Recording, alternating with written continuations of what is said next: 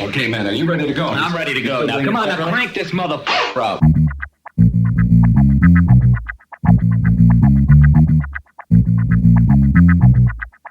Break it down like this.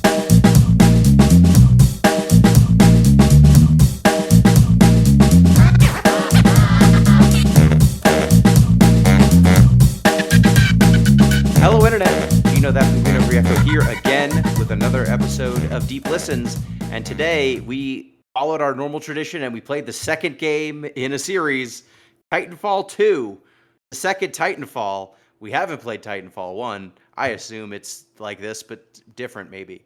I am joined, as always, to discuss all things video games by one Pete Busby. How you doing, Pete? I'm doing good. This was a fun one, if sort of, I don't know, straightforward, I would say. But I have some almost relevant fun facts. Almost relevant. So these are fun facts about Titan, the moon, Saturn's largest moon, actually. And it's the only moon in our solar system known to have a substantial atmosphere. Not only that, this one perhaps a little bit more exciting. Titan is the only place besides Earth known to have liquids on its surface. So it has clouds, rain, rivers, lakes, and seas of methane and ethane. Not as good as water, but still pretty good. Still pretty good. We think that it's probably fine. Yeah, it's all right. All right. We are also joined, as always, by the mistress of games herself, M. Palladino. How you doing, M? Hello. In our blueprints episode, I forgot to do my generic podcaster introduction, so I've broken my streak, but I'm going to pick it up again. Hello, I am M. Palladino, the mistress of games, game maker M all over the internet. You can find me on Blue Sky at Game Maker M, the letter M, or you can find me on Itch if you want to play any of the games that I've made. If you like tabletop games, you should do that and leave me a review, because I think it's pretty good, and you should too. And we played this game about big robots, and maybe there's a big robot game in there. Ooh. And I feel like people should just be aware, if you go to rate and review M's itch page or any games M has made, the highest, either 5 or 10, usually it's one of 5. those, Yeah. they're the only ones that work. All the Yes. other buttons don't work. So you Yes. need to hit the 5 button. The same for the podcast as well. Much like the podcast, all the other buttons don't work when reviewing it. So our normal plug, speaking of podcast or intros, you can get in touch with the show, deeplistenspodcast@gmail.com. That is our email address. And deeplistens.libsyn.com. That is our website where you could use our comment sections to leave comments on the show. You can support the show on patreon.com/deeplistens, which would get you access to our Discord. At the $3 tier, you get access to the OG Soncast, which Pete will be recording shortly on something Martian Nadesico. successor Nadesico, yeah. That's the one. Mm-hmm. And then you'll find out with the rest of everyone else what the next show is. And once we get up to 60 subscribers, with OG Soncast people counting double, we will play some sort of awful game, probably. But last time it was Duke Nukem Forever. Did we pick one yet? Do we feel like we have a read on what level of misery we're willing to endure? We didn't settle on it because we mentioned it, and then we were like, we gotta decide that soon, and then we forgot. And we didn't. We sure didn't. So by the next time we record, we will tell you what it is, and then maybe that will get you to support the show if you are on the fence. But if you are to join the Patreon at any tier, it would get you access to our Discord, which could get you on the Discord report. The Discord report. Boop-a-doop-a-doop-a-doop-a-doop. This week on the Discord, horses are invading the Discord. Terrifying. Yeah. They're actually horse women, Even horse worse. girls, if you will.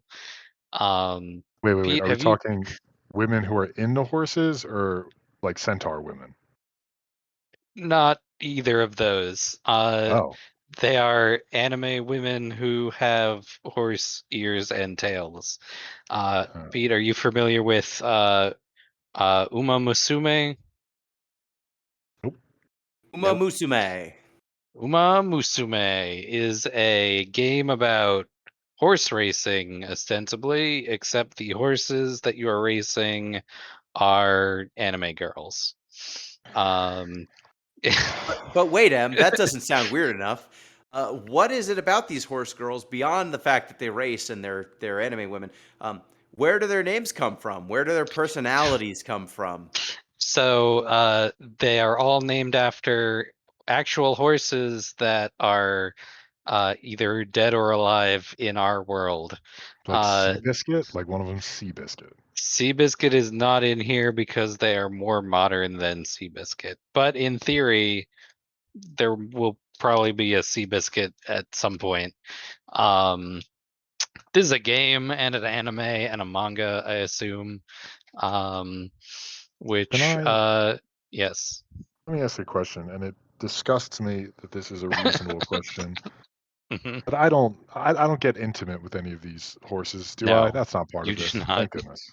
Okay. You do have to decide what their legacy is, which is basically you pick two other horse girls and they're like the mom and the dad, except they're just inheriting skills and such from The them.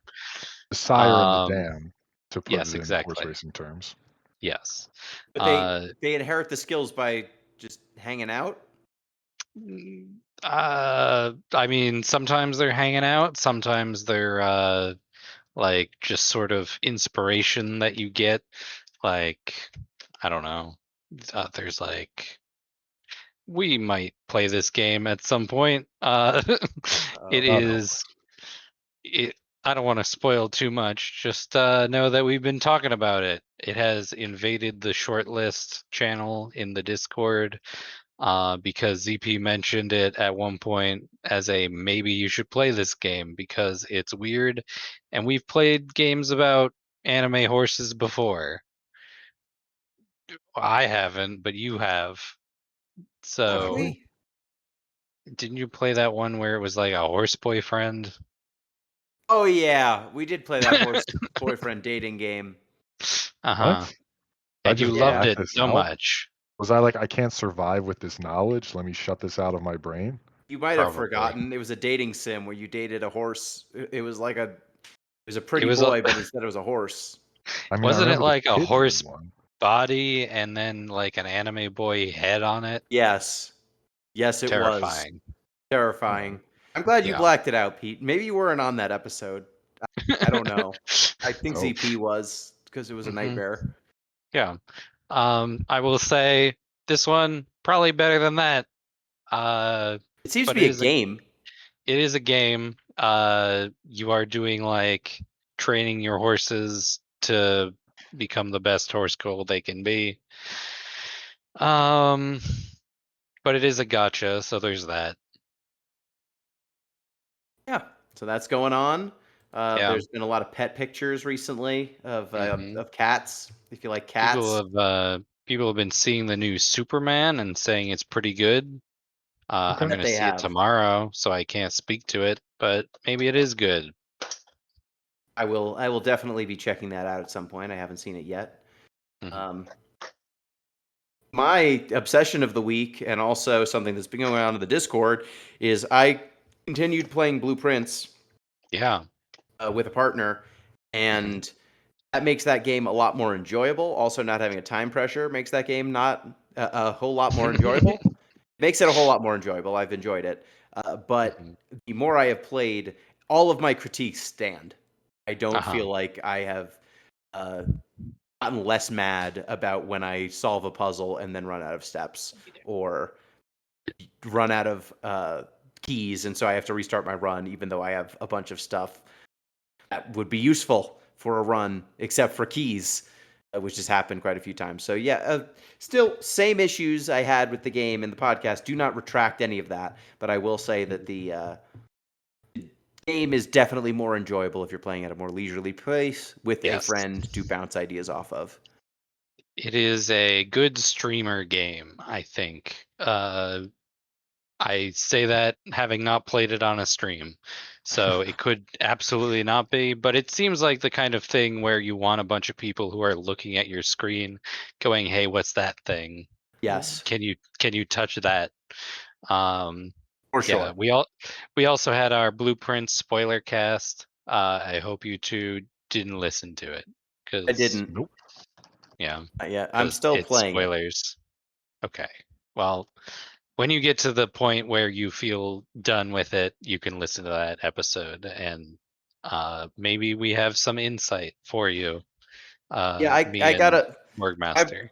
My most recent run involved me going to the gallery, solving all of the solving 2 out of the 4, and then looking up the other 2. I looked up, like, this one of the picture names and then went, "Come on, fuck off," and then finished the They other got you. 2. I mean, it They was got dumb. They were yeah. bad puzzles. They're not Some of these puzzles are just not that good in Blueprints, I will say, even if you can get them. They just feel like bullshit adventure game logic, but sometimes even worse than normal. But you don't always see those puzzles, and you don't always see them in order, so that mitigates some of it, I guess.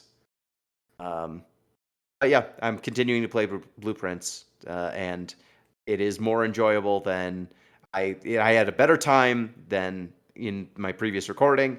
However, all of its crimes are still crimes, and I do not Fair. redact that. One day there will be a version of it that has mods that take out the bullshit parts, and then it will be a better game. But it's not that yet. Um, so without further ado, let's discuss Titanfall 2. Pete, this is a shooter. You like shooters. What's this about? Sure. Titanfall 2 is about a war between, I'm not sure who the opposition is, and I'm not sure who the heroes are. They're just sort of interchangeable widgets, more or less. But you play pilot, or soon to be pilot, I should say, Jack Cooper. It's Jack, right? Yep, Jack Cooper, Jack Cooper. straightest man who's ever lived.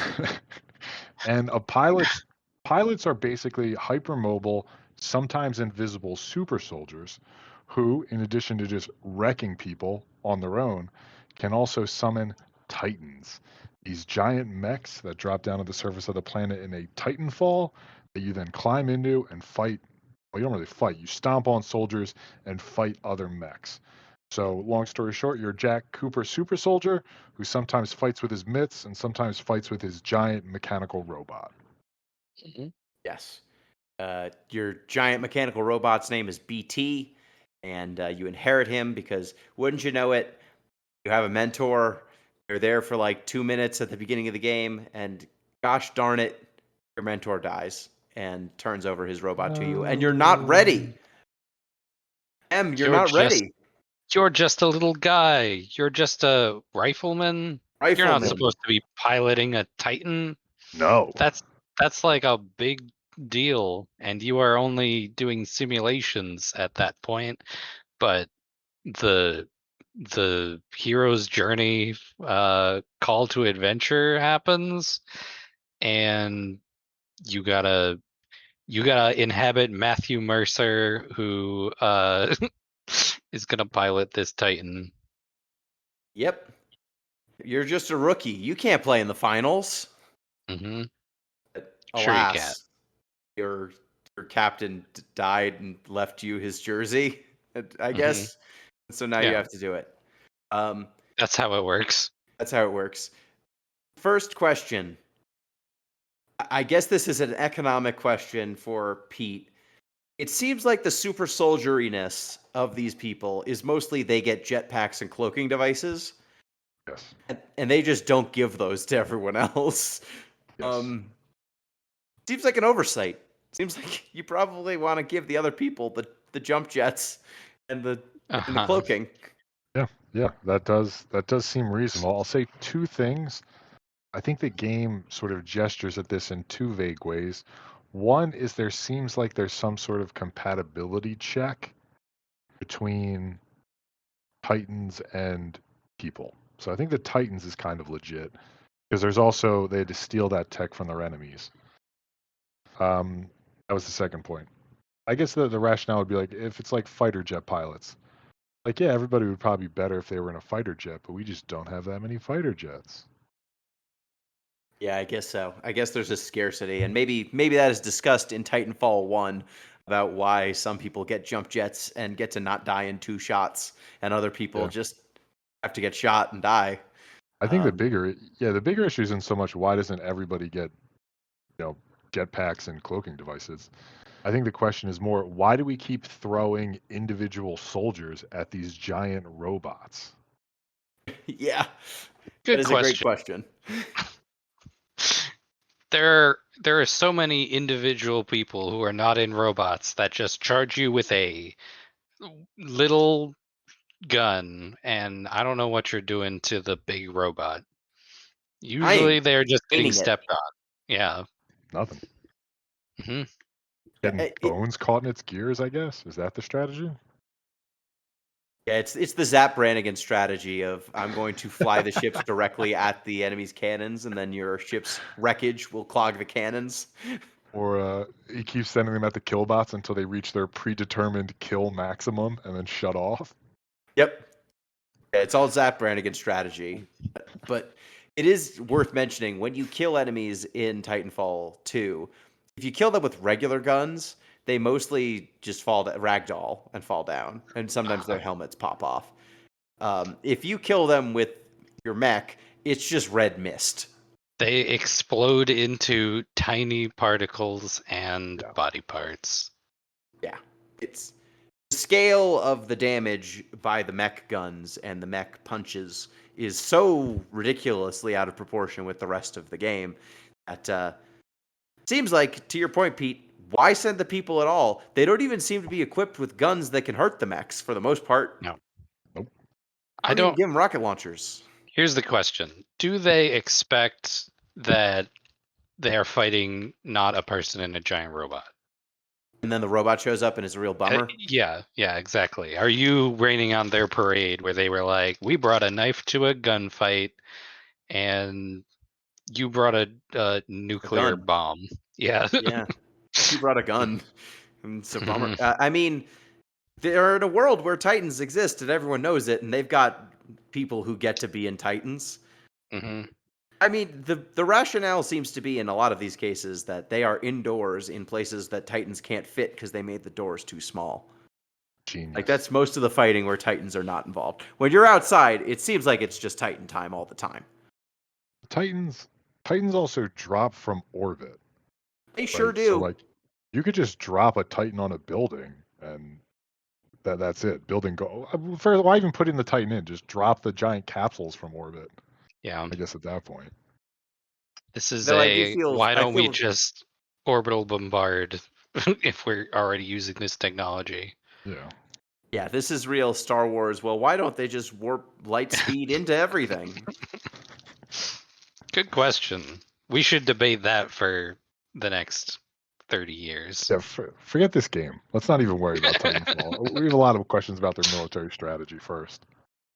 Yeah, but this game, there's definitely just a bummer to be a rifleman. That's very clear. Thankfully, they don't make you play as a rifleman for more than 10 minutes before you're a Yeah, pilot. I mean, you don't even do anything. You just pass out and then wake up. Yeah, and it's like sweet. Yep. We're gonna equip you with the pilot stuff. And what does the pilot stuff give you? What mobility So- tools do you get? You When you're a get pilot. when you become a pilot, you get certain perks such as you can become invisible for a short period of time. Good perk. Which is pretty good. You should probably give that to everybody.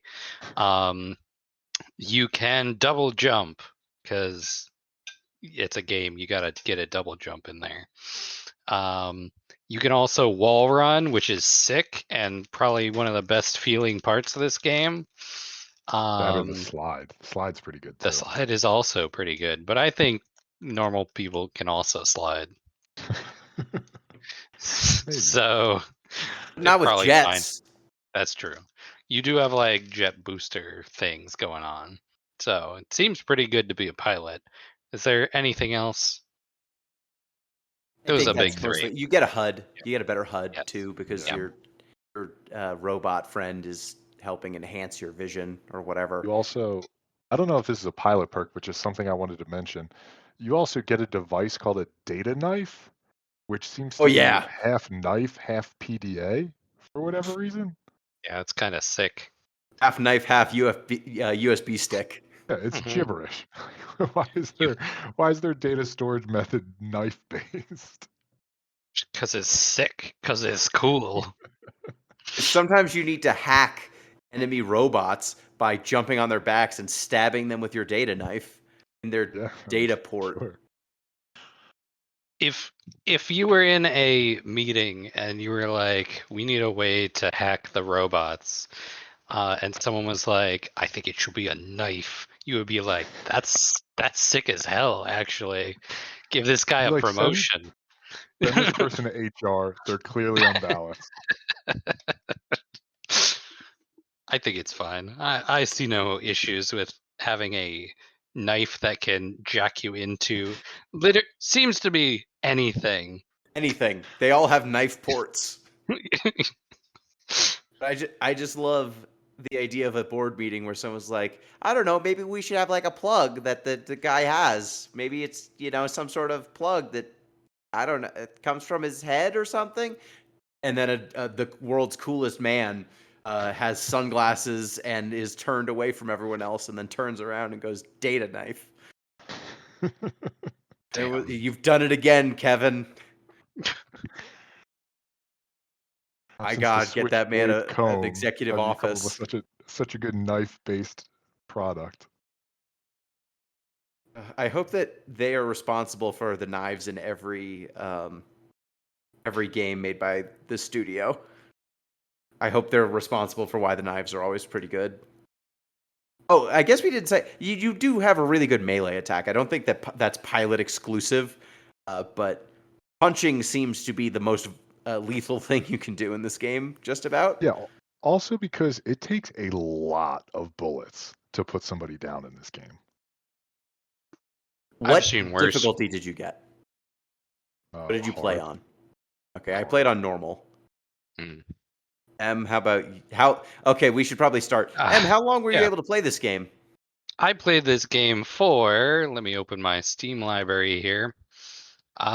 49 minutes. That's weird because this game's like maybe 4 hours. Yeah. I got to the point where you pick up the spare battery that you need to put into BT. And I was like, I'm going to vomit. And then I went to the bathroom and I almost threw up. And I was like, I don't think I should play this game anymore. Um, yeah, so that was not fun. I think it is something about how fast this game is, because you are doing some wild stuff, and it is quite fast, and you are jumping all around, like across wall runs and all sorts of stuff, and I just could not handle it. Maybe I'm sitting too close to the screen. Maybe if I was playing it on a bigger TV or something, it wouldn't be so bad. But I was like, I'm tapping out. I'm I watching played it this on a one. TV, and Yeah. playing Yeah. it on a TV, I did not have motion sickness issues. And I will say, I have played Final Fantasy Type Zero, and that gave me motion sickness issues immediately, even on a TV. Huh. So I don't know if it's different. I will say that probably means never play Type Zero. Also, listener, never play Type Zero, whoever you are, No one wherever should you play are. Type Zero. Don't play Uh, Type Zero. yeah, I don't recall like having any motion problems, but this one's first person, which I think is part of the problem. Yeah. Um, I don't know if Type Zero is. I don't It know what the isn't, but problem is with Type Zero. well, it's third person, and the camera's about 2 inches away from the ass of your I see. character, and that's a problem God. because they take up like 10 to 20% of your screen, and then the camera Mhm. just it's built for a PSP, which means it's bad. Don't play it. But this game didn't give me motion sickness. But I will say the speed and the fluidity of your motion is very remarkable in this game, especially when compared to the Call of Duty games. That wait, what is the name of the studio again that made this? Is it? It's not Remedy. Is it Remedy? Respawn. Respawn. It is really fluid and dynamic. Like, Pete, how did you feel controlling Jack protagonist? Cooper. So this game, I would say, like, if you're coming here for plot or story or sci-fi shenanigans, that's you're in the wrong spot. That's not why you should have showed up. This game is for one thing and one thing only, and it's just for styling on chumps. And you can style on chumps pretty good. I mean, it feels nice. The guns, take or leave. They're not any great shakes, but the movement's where it's at. Not since this game has great movement, and you don't even have to trade your wife for a sci-fi robot grappling arm. I was hoping you were going to go for that one. That was another game that made me sick. I will say I have played Apex Legends, which is the other game by Respawn Entertainment, and that also has some crazy good movement. Like, as far as hero shooters go, you are like doing all sorts of slides. It feels great. So that's just a thing that Respawn seems to have down, I think. Yeah, and And that is something. And it started with this one. This is There's something- before Apex. Like, I haven't played a shooter that felt this good to play since Overwatch, maybe? Way back when? Damn. Like, I don't play a lot of shooters, but I get why people raved about this because it controls so well. It's like the gameplay is so tight. There's not much to your point, Pete, there's not much going on story-wise that is super compelling. Like, these are the most empty characters that I've seen in a while. Like, there's almost no pathos to any of these people. What is Jack Cooper? He's a guy who has a robot who's going to save the world. Why? Because he must. Because you control him, and you're the protagonist. And man, how many times in this game do characters just say, "Wow, Jack, you're so cool. Wow, you did it, pilot. Oh, That's awesome." man. A million times. They never stop. Or it's very much like the same vibe you get when Master Chief shows up in the battlefield in Halo, where they're like, "Oh, the pilot's here. Now we have a chance." Yeah, it is. It is not quite Duke Nukem Forever levels of Duke. You're so handsome, and oh man, you get all the girls. But it's not. That's your that real hung far. too, huh, Duke? It's not too far from that though. It's less cringy, but not by a lot. I mean, honestly, like, the most compelling character in this game is probably BT, if only because he is the fun. Well, I mean, I'm gendering a robot, but that's just based on his voice. Because BT is the funniest. BT has the best one-liners. Mhm. Yeah, it's got that dry robot humor where Yeah. Jack There's a Cooper part- is. Yeah, go ahead. One of your primary missions is to rendezvous with some general or major or whoever. It doesn't really matter who it is. And when you find him, he's embedded halfway through the floor, very clearly dead. And you relay this to BT, and the only thing he says is, "Mission accomplished. Rendezvous with Major Anderson." That was funny. I appreciated that. Yeah, that was good. That was a good bit. There's a few good bits you can do, and like when you're talking to BT, you get dialogue options, and the dialogue options are usually like, "Hey, here's the mission facts," or "I'm gonna make a quip," and that's kind of it. Those are the Always got- elements of always personality got- you can have. Pick the Make quip. no difference, obviously, Mhm. regardless of what you choose. No, not at all. All roads lead to the same dialogue tree. Yes.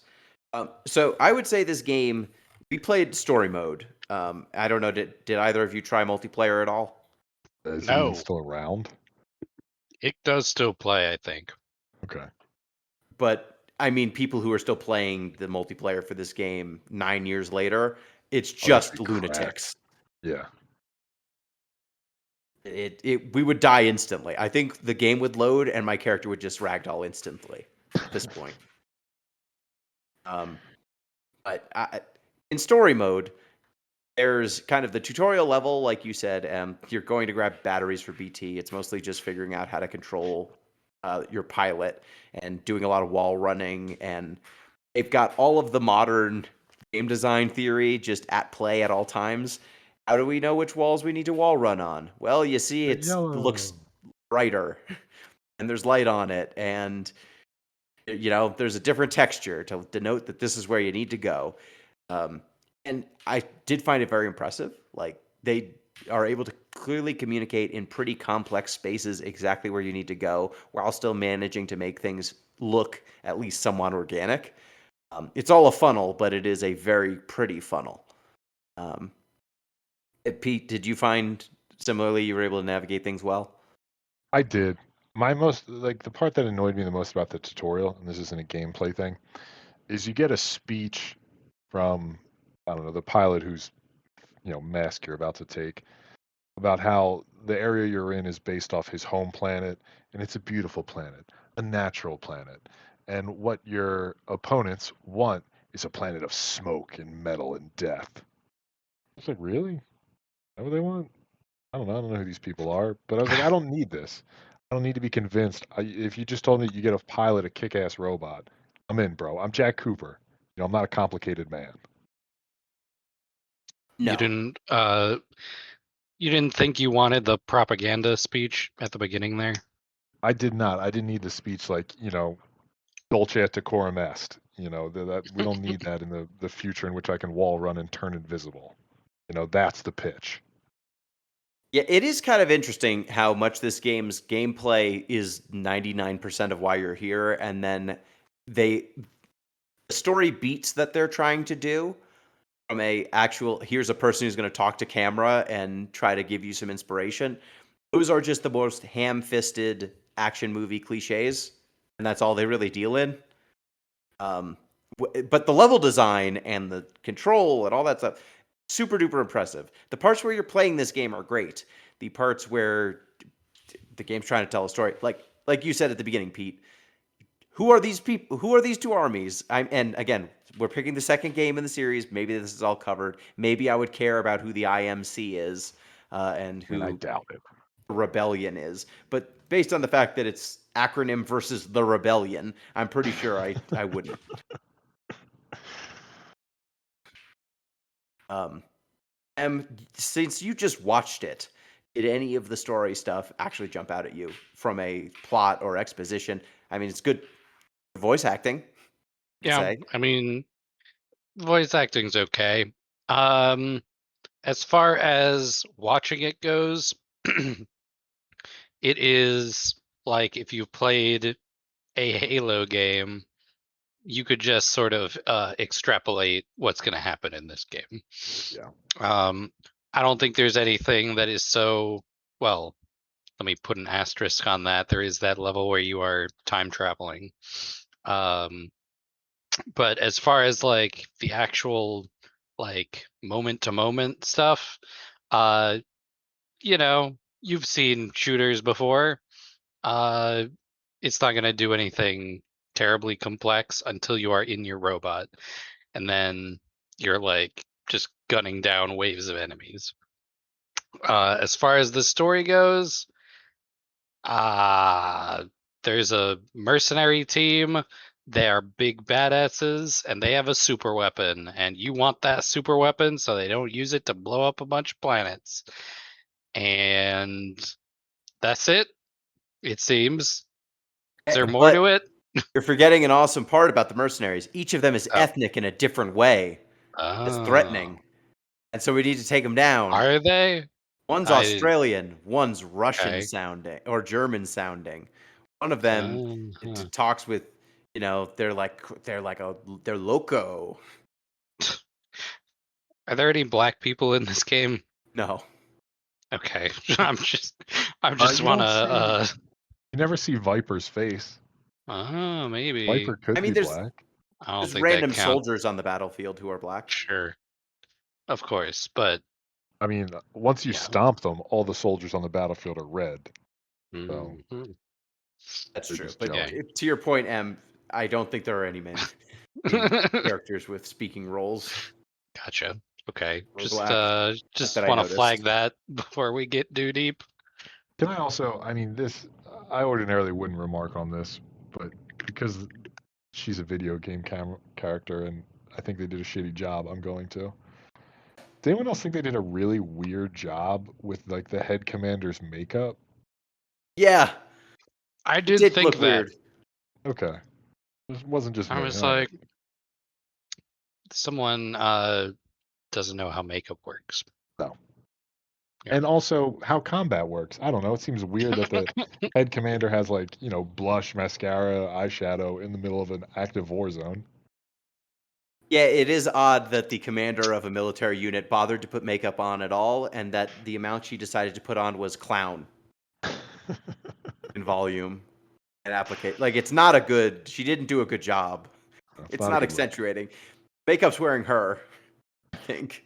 But yeah, that there are some choices that were made, but I think we can say pretty safely the level design and the gameplay is the thing here. What did you think, Pete, of the first kind of get the batteries levels? That is the most normal I think this game is. It's just go style on people in pretty big open combat arenas, and you don't have your robot yet. Yeah. I mean, this is because they're trying to teach you each of your tools, and because you have so many more tools than just like your average soldier. Like we said, you can wall jump, you can turn invisible, you can punch people off cliffs with a single blow. This is the most sort of like boringly overpowered I think you're going to feel in the game. Like you're always going to feel overpowered, but it's at least more interesting later on. Like this initial bit was I don't know, it didn't particularly grab me. Yeah, it's mostly just getting you oriented on double jumping and wall running, and hey, look, you've got grenades, and you should use those. And sometimes you're gonna want to shoot people with guns. Um, and is there some way to switch guns? Yeah, Okay, I could not find for the life of me the button I to forget the change button. which what it's not a button. No, I said I forget which button. But Okay, I there is just a button. I could not find it for the life of me what the button was to change guns, so I just used one gun until it ran out of ammo, and then it swapped for me, and it was fine. mean- I mean, I got through the whole game like that. Yeah, you also have near infinite opportunities to switch guns. Like it seems like every place you go to when there's about to be like big battles, they're just laying out weapons caches for you. Yeah, you never run out of ammo in this game. That is not a thing. And all of the guns feel good and they're all effective. So I didn't really feel like I was missing out by not getting to pick the exact gun I wanted. What was your favorite gun in this, Pete? I'm always a sucker for a sniper rifle. I mean, you give me a sniper rifle in almost anything. That's what I'm going to pick. I liked the Mastiff shotgun. It is the one that shoots a horizontal line and is semi-automatic, which is pretty dope. Like it just shoots like a vertical horizontal a horizontal line that's pretty wide and will just take out most things that it hits, which is it also looks cool, hard to miss, Sounds and it cool looks too. cool. Mastiff. Yeah, okay. Rate these gun names from raddest to least rad. Okay. Hemlock BFR.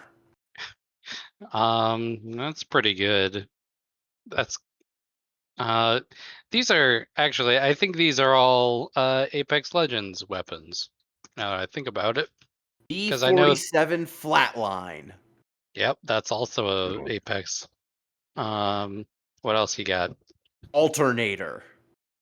That one's not so good. Volt. What is it? Volt. The Volt's really good at Apex. Spitfire.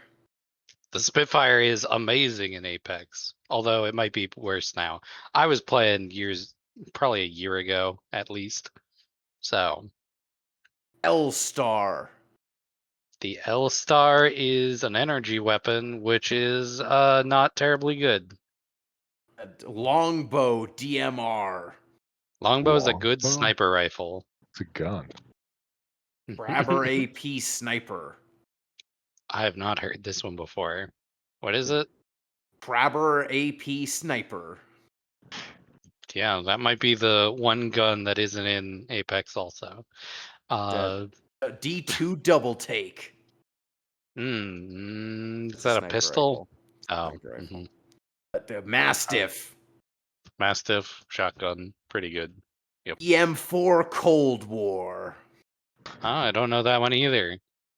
Sidewinder Smur. Smur. SMR is what it says, but I think it's What are you SMR. talking But about? R6P softball. That's silly. That might be the SA worst. SA3 Mozambique. Oh, the Mozambique. That is a pistol. Or like a pistol shotgun. And it's ass, usually. Wingman Elite. Wingman's good, but the spread is weird. Yeah, and those are most of the ones that seem like they have ridiculous names. Should we do favorite robot loadout while we're on Oh the yeah, of subject? course. I think we probably don't need to count the one that's the Legion, which is the super mode at the very end of the game. Oh yeah. Though it is I mean, pretty that's good. one clearly, but What was your favorite kit? mine would probably be the one I used the most was the Tone. That has a lot of homing weapons for one-on-one combat, and most of like your big fights are going to be predominantly one-on-one with other bots. That's probably the one I use the most. Yeah, I used the Tone the most as well because it had a good mix of a pretty good and accurate main weapon, and then once you shoot the enemy with the main weapon 3 times, then you get to shoot a locked-on barrage at them, and you also had a pretty good defensive wall that you could lay down. I tried using the Scorch, but man, that grenade launcher takes too long to reload. Yeah. You also can Um, end up walking over your own flames, which is a real pain in the ass. Yeah, it was real annoying. The North Star had not enough HP, and it's kind of the sniper rifle robot. The Ronin also, like, it was a shotgun and melee class, which running into a crowd full of robots, because they mostly give you crowds to deal with when you're fighting in your mech. I didn't especially enjoy that. It seemed like a great way to die. Also, like, what do you think? Like, the ratio. Let me rephrase this. How many games or let's say anime properties do you think there are where there are giant robots involved and one of them doesn't use a sword? Oh man, Like 0%? very low. If it's not using a sword, it's because they are using their bare hands instead. Yeah, that was But like yeah, that I one mean, Gundam series where one of them was like a boxer from Australia or something. I'm like, you have a oh, you mean giant fighting. Shooty Crockett, America's own? Sure, whatever. You have a giant fighting mech robot and you're gonna box with the other person? Oh yeah, because you're fighting the Tequila Gundam, and the Tequila Gundam doesn't have a gun. See, they aren't expecting you to just charge in there and punch them. Yeah, So, especially, and you've got rocket Mm. gloves, so you Yeah. punch real good. rocket punch better than regular punch. I should know obviously. better. I mean, Sun Tzu expressed the importance of deception in warfare. And now that you say that, Em, it makes perfect sense to me. Yes, Chippity Crockett, the Queen of Hearts, America's own. He specialized in boxing. That's G Gundam, is what you're talking about. Yeah.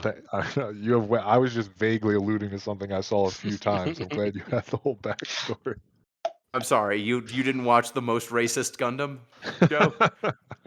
I watched some of it. You didn't watch It- Neo Holland with their Neo Windmill Gundam? Yeah. I've been playing the Gundam Gacha because, of course, that exists now. Oh no.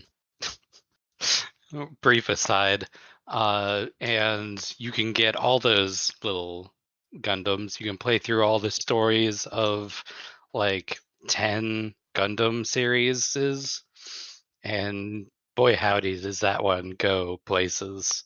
Sure does. How far are we from all of society being gotcha? Like your job's Close. gotcha, the It's hospital's close. gotcha. It's closer than it is further, you Yeah. know?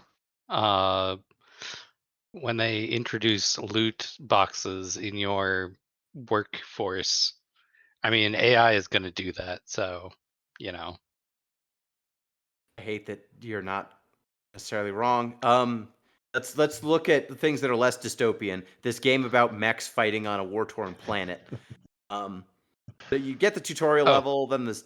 Oh yeah, go ahead, Em. I did want to say, well, we were talking about Gundam. As far as Gundam series go, this is way smaller than any Gundam. The Titans in this game are like, I don't know, 15 feet tall, and Gundams are like 40 feet tall. It is much Wikipedia smaller tells me scale. Wikipedia tells me 7 to 10 meters for this. What does that translate to in real Well, like American feet. measurements? somewhere between 21 and 30. Oh, that's bigger than I expected. But Yeah, but they're not as like teensy. Gundam sized. They don't seem Gundam sized. Reasonably sure. sized. But yeah, so you get through the first level. Second level, is that where you're fighting Ash and you're just climbing up through a like you try to take a shortcut and the shortcut doesn't work out, and so so. you're in a facility, you're in like a factory, and you're doing Yeah. a lot of jumping on moving conveyor belts and stuff. It's pretty What- cool. What are they building in that factory? Is it like prefab, like land? Yes. Yeah, it's like prefab city blocks, basically, it seems like. They're Why? building prefab city blocks because they have captured members of the resistance and they are putting them into prefab city blocks to test out weapons on them. See, it makes perfect sense once Gino explains it. Sure. Yeah. Okay, I'm with you. It's a cool sequence at the end of that. Like you climb Yeah. up through this wall that's vertical. Like the city blocks are completely vertical. So you're like jumping from trees that are sticking out the wrong way and buildings that are sticking out the wrong way because they're all basically stapled to the wall. And you climb up that, and that's pretty cool. And then when you get to the top, you're in this combat dome. And wouldn't you know it, you're too strong. You were supposed to be dead by now. And you won't die. I mean, yeah, we're the main character. Yeah, we're Jack Cooper. You think somebody with a name like Jack Cooper is gonna die?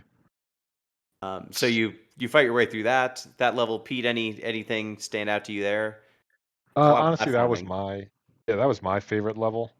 I don't know, it's completely absurd, like the premise of it once you actually like sort of lay it out. But I don't know, there's something kind of interesting, or not interesting like story wise, but gameplay wise about like you're just trapped in this fake neighborhood and you got to fight your way out. I don't know, I liked it. I feel like a lot of these levels make a lot more sense as someone pitched this as a game design, like cool set piece, and Oh, 100%. then they backfilled the story around it. Coming from the people who like gave you the knife USB, yeah, I mean this is all of a piece. Yeah, like seeing them assemble this building around you while you were on the conveyor belt, and they put a couch and some bookshelves and stuff, and it's like, what could they possibly be doing? Like that's cool. And then when they try to actually make it make sense in the story, like obviously it doesn't make sense. It's because they wanted you to platform around a conveyor belt with a giant robot eventually. So the level after that, I believe, is Effect and Cause, which is the one that everyone raves about.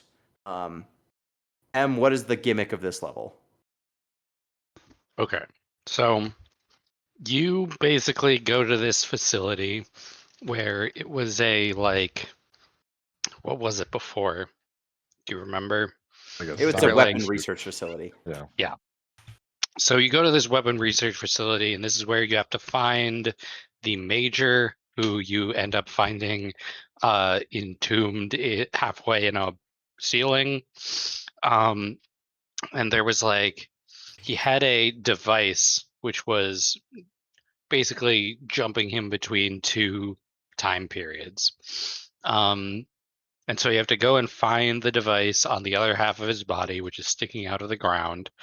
And then you can jump between two time periods. So if you get to, say, a gate that is closed, you can then jump to the past, I guess. And then that gate would be open. And it's kind of gimmicks like that. So if there are enemies in one time period, maybe there aren't enemies in the other one, and you can sort of slip past them like that. And forgive me from demanding logic from this game, which it's clearly not How dare interested you. in supplying. I know it's my fault, really. Mhm. But is the idea that like this thing is hard coded to one other time period? It seems like it. Because like otherwise, why not just like jump to, I don't know, when whoever Leads the evil acronym was a baby and sort of, baby Hitler, this whole situation. Yeah, it seems like it's just linked to the time period when the time calamity occurred. Yeah. Okay. There was a time calamity also. Didn't Yeah, mention because that. this weapon folds space and time, and so Yeah. when it blows up, it ruins space and time in Mhm. this localized area. The evil Um, folder. Yeah. which gets you a pretty interesting. I liked this level. Like I liked the jumping back and forth, and there's a whole history. Like it gave a lot of talks about this level. The way that it works is there's basically two identical versions of the map that you are jumping between, and they are keeping the two versions of the level in sync. So that is how they're able to keep track of where all the Oh, that's characters cool. are and where everything is. That makes sense. I mean, it's the easiest way to do it, which is have them be virtually identical and then just like transpose your location to one or the other. It's neat. It also gave That's my fascinating. PS5 a little bit of trouble loading it back Oh, up if I really? died in it. I mean, Oh, it's twice as much level as the other that ones. makes sense. Hmm. I mean, it loaded fine eventually, but it seems like it was the most intensive, resource intensive level in the game. Understandably so, but I liked these sections where you are jumping back and forth. It felt almost like a platformer in this level. Like you were jumping back and forth between two time periods because platforms existed in one and not in the other. Sometimes you're like wall running and then you have to jump to the other time period so you can wall run the other direction. It was cool. It was an interesting look, and also the spots where you're fighting in both time periods simultaneously, I thought was cool. Like there's wild animals in the present, and then militiamen in the past armed men in the past that you need to take out. I thought that was pretty interesting. Like you weren't safe in either time period. Um, Yeah. There's also a particularly evocative moment towards the end where you're falling down an elevator shaft or something of some sort. You have yep. to sort of like quick flip them in order to avoid whatever you're going to run into. That was a nice moment. And it also Yeah. didn't sort of like Mhm. overstay.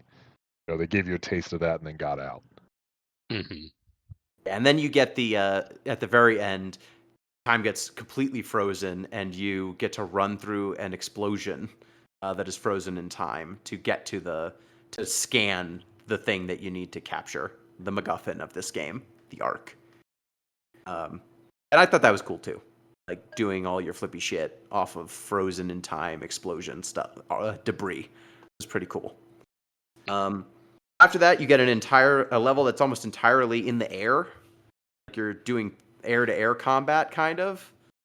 And that was kind of before that you get the level where you need to like get a satellite dish working again, and you get an energy gun, an arc like electrical gun, and that's a lot of using an electrical gun to move platforming devices around and hack things. That one's fine. I thought the piloting level, the penultimate level where everything's in the air, was more fun. Yeah, And I'd then agree. you get the level where you go apeshit because BT dies or sacrifices himself. Pete, Yeah. what did you think I of wanted the first time he sacrifices himself? I wanted to talk about this for a little while. So strap in. So the game spends a long time setting this up, right? There's a whole emotional arc with BT where BT starts off by calling you Pilot, eventually starts calling you Cooper, and finally starts calling you Jack. That's when you know. Not just partners, you're friends. And BT sacrifices himself, presumably to save you, but BT's a robot. So first off, BT doesn't have emotions. He can't love me, so stop trying to make me think he can. Second, BT has a hard drive, so you can just rip that out and put it into a new robot. So the whole idea of BT selflessly sacrificing himself so I can survive is gibberish from the beginning. It'd be like saying my bicycle sacrificed itself so I could arrive. It just doesn't make any sense. Especially because earlier in the game, BT sacrifices himself the first time, and you just take his head off and take his CPU and a gun and a knife and go super killer mode for a little bit. You just get to like paint enemies and one shot like one trigger pull, take out an entire room full of people. And then when he sacrifices himself at the very end, it's like, well, why couldn't we just do that again? Why didn't you just We've hand me already your been here. CPU, guy? Because it broken. Furious. It Furious got that they tried to manipulate me broken. this way. Pete, you didn't Is it- feel anything for your robot friend who loves you so much. No. BT Okay. is a tool of warfare. I don't feel anything for Mhm. Patriot missiles when we fire them off. I don't salute and say, thank you, brave missile, for the sacrifice you're making. But what if it had a voice and Quip. emotion? What if it had Yeah, zingers? I would yeah. lament the military industrial complex that had led us to that moment. As you should. Bang, Yeah, it zoom straight seems to the weird. moon, it says, and then it explodes. Okay, hold on. What if the Titan was an anime girl? Ooh. With like robot ears or some sort of nonsense. Yeah, exactly. Okay. Um, Okay, now we're getting somewhere. You feel Yeah. bad when Diva's mech in Overwatch explodes? No? It's got anime ears. It does have anime ears. It's like a bunny robot. Oh, But no, we don't. No one does. no. But yeah, I would say that the sacrifice definitely felt hollow for the reasons you outlined, Pete. It doesn't make a lot of sense. When the game in the credits has Jack Cooper going like, they're trying to assign me a new Titan, but I like the old one. It rings pretty hollow. Matt Mercer is doing his best with what he's given. Yeah. But Like- it's just trying to be a dumb action movie. Like I Emphasis like on my dumb. car. You know what I mean? I've had my car for a long time, had a lot of good moments in it. I like my car. If my car exploded, I would get a new car. What if your car suggested you some great songs to listen to, and therefore what if- endeared yourself to it? What if your car was talking to you the whole time and it was like, I would Pete, it replace my hurts. car immediately. Yeah, I'd be like, why is my car? I don't want a car that talks to me. What sort of weird feature did Toyota add to this? I've seen the movie Christine. I've read the book Christine. I know how this goes. Do you think this game came out in 2016? This Mhm. is long before any of the AI nonsense that we have today. Do you think this was like part of the groundwork for AI tech pros to be like, AI is the future. AI is going to replace everybody, and it's going to eventually have emotions, and it's going to be so smart, and it's going to be my friend, and it's going to love me. It's going to understand how important I am. It's not going to ask me to take the kids to dance class. I mean, it's a good question. That whole idea is like old as shit, though. That's Yeah. true. Like that's been around forever. This is just in the line of, the same thing that we've been doing since when did we start doing that? 70s? What, I mean, AI is that's going to when, replace everyone? Earlier. Yeah, Turn of the earlier. century, at least. Yeah. All right, sure. I mean, in the 70s is when you had, I forget its name. The 70s is when this guy created this basically chatbot that pretended to be a therapist. Oh and yeah. People loved talking to it. Like they basically Oh shit. came to accept it as real. I was just learning about this. Yeah, I forget its name now. Mhm. But I'm sure you can find it. If you look up like 70s therapist chatbot, it'll come up. I could do it right now. Hell, we're on Discord. I'm on the internet, but I'm not gonna. So You, dear listener, look up 70s chatbot therapy and Eliza. Eliza, thank you. A very basic Rogerian chatbot. They still have it. You can go to njit.edu, and Eliza will talk back to you. Basically, the gimmick was more or less anything you said to Eliza, she would repeat back to you in the form of a question. So if you're like, look, I really don't get along with Right. my father, Eliza would be like, well, how do you feel about not getting along with your father? And it would just sort of go from there. Why And it would don't do that you get infinitely. along with your father? Yes, Yeah. it'll just do that forever, and you can answer with any ridiculous thing you think of. Yeah. This was made in MIT by Joseph Weizenbaum. And Uh, the goal was to see how uncomplex you could make something where people would accept it as a potential intelligence, and it turned out not that hard at all. Not hard at all. Very easy. We are always personifying things. Yep. You're always inferring stuff that might not be there. Just like when BT throws you a baseball and you're like, I don't know if we should do this, BT. And he's like, trust me. You're like, I do trust you, Okay. robot friend. We've been through hell together, BT. I Trust love with you, my BT. life. BT, I've been inside of you. And it felt safe. Do you think Jack Cooper has human friends? No. No. Okay. That answers that easy. Do we think that Jack Cooper talks to people? Like, he doesn't, he's talked at. Yeah. Barely talks ne- to anyone. He does not seem to ever have any interest in anyone else, including the like people who are ordering him around. Zero opinions on them. No. Or the enemies, really. Like he doesn't really seem at all interested in like what's her name, Ash. No. Not any of the people that are Or taunting him. Viper. right, Viper. Yeah, there's a whole bunch of them.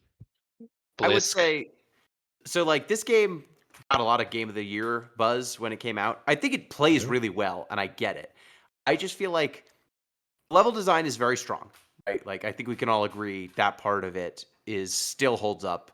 Like playing it, the gameplay still holds up. It's still very fun. It's still a very fun roller coaster ride of a campaign mode. Though I do feel like maybe people didn't have their minds blown by the story. I feel like this game's story really would stand out if you were a shooter person. You know, if you were playing Call of Duties up until this, there's a good amount more going on just because it's sci-fi instead of jingoistic, you know, American warfare. I mean, the most like if we're making that Modern Warfare comparison, it's telling that the most interesting thing Modern Warfare games, at least the ones I played, story-wise ever did, was make you massacre a bunch of innocent people in an airport. Like, Yeah, that's not good storytelling either. That's just adding something horrendous to your game. very fair. All right, any closing thoughts on Titanfall 2? I think, yeah, like if you're a shooter fan, and like I said, you just want to style on fools, you could do a lot worse. Like the game plays nice, it gives you a cool power fantasy. You know, and far be it for me to turn my nose up at that. I mean, I sunk how many weeks of time into first Call of Duty Modern Warfare. So yeah, this is a good choice if that's what you're looking for.